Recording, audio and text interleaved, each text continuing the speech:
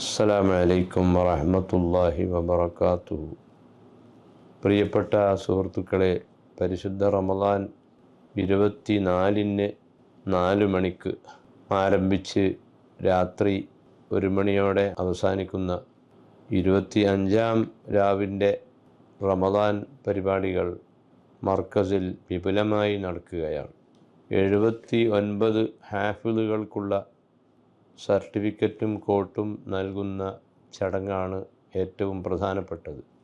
ലൈലത്തുൽ ഖദ്ർ പ്രതീക്ഷിക്കുന്ന 25-ാം രാവ് മർക്കസിലേക്ക് ഒഴുകിയെത്താൻ ഒരുങ്ങി നിൽക്കുന്ന വിശ്വാസികൾക്ക് പ്രത്യേകം അവരെ ക്ഷണിക്കുകയാണ്.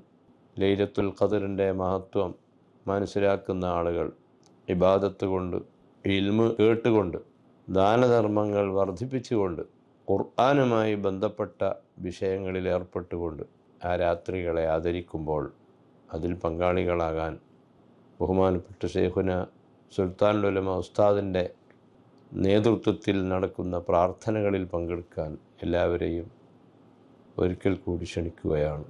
അസ്സലാമു അലൈക്കും വറഹ്മത്തുള്ളാഹി വബറകാതുഹു.